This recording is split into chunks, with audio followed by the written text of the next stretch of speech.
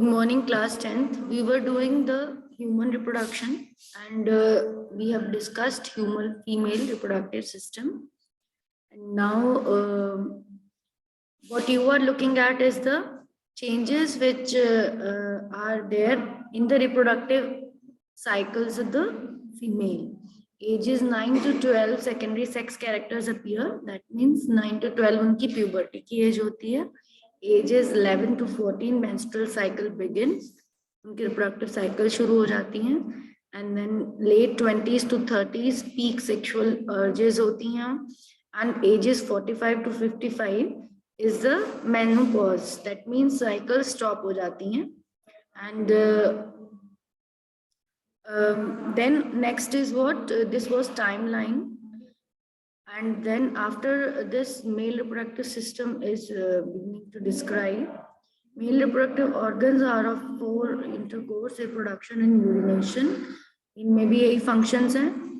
And then this is the male reproductive system. Are you able to see everyone?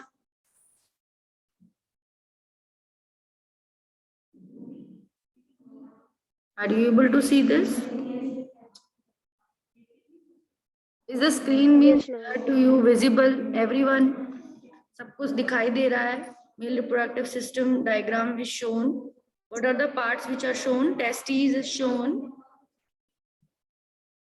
Am I audible to you? Number 1, testes. Yes. Then a tube, the cap-like structure of the testes is epididymis. The testes are lying in a skin bag called as scrotum. Testes scrotum में भी lie कर रही है. Then the tube will be arising from this cap-like structure.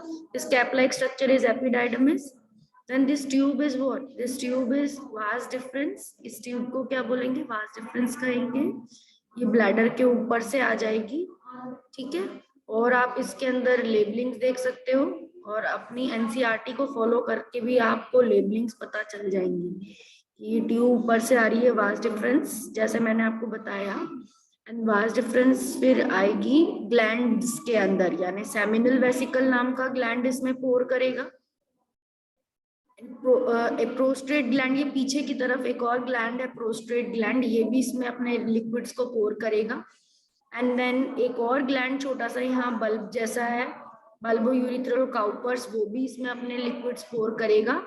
And then sperm वाला liquid इस पीनस से release होगा. पीनस उसको वेजाइना में फीमेल रिप्रोडक्टिव ट्रैक्ट में ट्रांसफर भी कर देगा. Is it clear? Is it clear everyone? Yes ma'am. Scrotum हो गया, टेस्टिकल्स और टेस्टीज हो गई. एंड स्क्रोटम में आपको पता ही है स्पर्म प्रोडक्शन के लिए टेम्परेचर थोड़ा कम चाहिए होता है, तो इसीलिए वो सैक में, स्क्रोटम के सैक में रहती है. टेस्टिकल्स और टेस्टीज, 2 टेस्टीज स्मॉल ऑर्गन्स हैं जो स्क्रोटम में रहती हैं. मेन काम इनका है स्पर्म बनाना, मेल हॉर्मोन्स बनाना, जिन्हें टेस्टोस्टेरोन बोलते हैं. टेस्टिकल मेल सेक्स ग्लैंड भी है, क्योंकि इसीलिए वो हार्मोन बना रही है. टेस्टिकल आउटसाइड द बॉडी है, क्योंकि कूलर रहती हैं, जो कि स्पर्म के नॉर्मल ग्रोथ के लिए, फॉर्मेशन के लिए जरूरी है. फीमेल्स में ओवरी मिलती हैं. ये हमको पॉइंट्स क्लियर है? ये सब पॉइंट्स क्लियर हैं आपको? Yes ma'am. Then the pills, ये अब मेथड आ गया है यहाँ पे, हार्मोन कंट्रोल का मेथड, यानी कि बर्थ कंट्रोल का मेथड एक हार्मोनल मेथड है. जो फीमेल में अगर एस्ट्रोजन और प्रोजेस्टेरोन की दवाइयां देने लगे तो ये क्या करेंगे, ये मैच्योर एग को रिलीज नहीं होने देंगे. अगर बॉडी में फीमेल के एग नहीं रहेगा तो इंटरकोर्स के बाद भी स्पर्म जाने से फर्टिलाइजेशन नहीं होगी. Fertilization will not be there. The changes the lining of the uterus, uterus की लाइनिंग क्या हो जाएगी, चेंज हो जाएगी. टिपिकल इफेक्टिवनेस रेट इज 91%, और इसकी रेट क्या है, 91% तक ये फर्टिलाइजेशन नहीं होने देती अगर हॉर्मोन्स की दवाइयां अगर फीमेल्स खाती हैं तो. Is it clear? Yes ma'am. Intrauterine contraception, IUCs. Intrauterine contraception क्या होती है, कॉपर की इंट्रायूट्रीन डिवाइसेस होती हैं. हार्मोन के उनमें से हार्मोन मेडिकेटेड नहीं होती, उनमें कॉपर की डिवाइस होती है. कॉपर टी से बोलते हैं, टी शेप की ये होती है. डॉक्टर और नर्सेस से यूट्रस में लगा देते हैं. This is also birth control method. इसकी रेट इफेक्टिवनेस 99.8 है, मतलब ये ज्यादा बर्थ कंट्रोल कर पाती है कॉपर टी. और अगर ये हार्मोन रिलीजिंग है तो लेवनो एर्गोस्ट्रोल ये हार्मोन रिलीज करती है, जिसे प्रोजेस्टिन भी कहते हैं, प्रोजेस्टिन हार्मोन. और इससे भी क्या होता है, इस कॉपर टी को या फिर हार्मोन वाली टी को लगाने से रिप्रोडक्शन नहीं होती, मतलब कंसेप्शन नहीं हो पाता, फ्यूजन नहीं हो पाता. Can you see this copper T is placed in the uterus? Can you see it? It is placed in the uterus with the help of this wires and all the things. Everyone, is it visible to you? These are the birth Yes, control ma'am. methods. Hormonal method of birth control. The side effects that may occur during the first few months of hormonal contraception include irregular bleeding, spotting, nausea. ये side effects हैं hormonal contraception के. मतलब अगर कोई hormonal दवाइयों से birth control कराना चाहेगा तो उसको ब्लीडिंग इरेगुलर होने लगेंगी, स्पॉटिंग होने लगेगी, नोजिया होने लगेगी, मूड स्विंग्स होने लगेंगे, पेट में गैस बनने लगेगी, ब्रेस्ट की टेंडरनेस होने लगेगी, हेडेक्स होने लगेंगे ऐसी फीमेल को जो कि पिल्स लेंगी, दवाइयां लेंगी.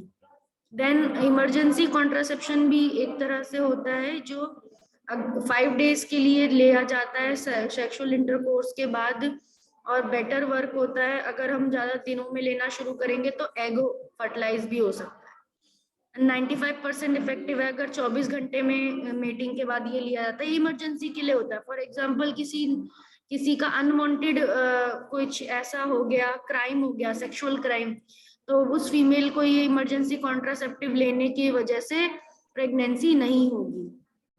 ये इमरजेंसी कॉन्ट्रासेप्टिव कहलाता है.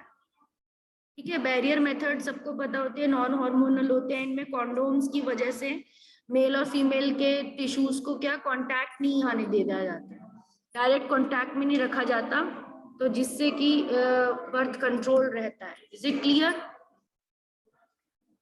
So this is male condom and the other one is female condoms. That it covers the vagina. ठीक है. Then surgical methods में बताया है आपको, वास डिफरेंस और फेलोपियन ट्यूब को कट करके वहां टाका लगा सकते हैं. तो it is cut and it is noted so that ligation, तो ट्यूबेक्टोमी बोला जाता है, ट्यूबल लाइगेशन. ये परमानेंट स्टॉप कर देगा एग को. जब भी ओवरीज एग बनाएंगी तो यहाँ तक आके वो यहीं डाई हो जाएंगे, they will not come in the uterus.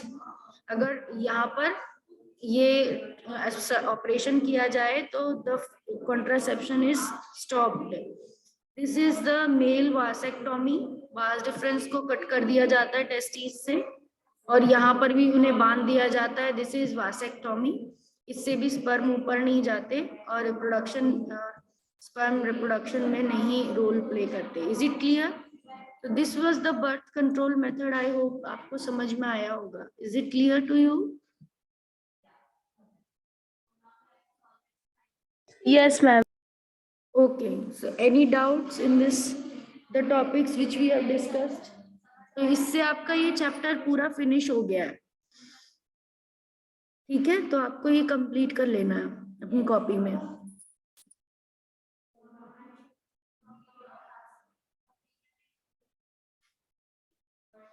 So with this I will Okay, end the class. आप अभी जो बचा हुआ टाइम है इसमें आप अपने नोट्स पूरे कर लीजिए इस चैप्टर के. मैं शेयर कर दूंगी आपको ये पीपीटी. क्लियर? मैम एक बार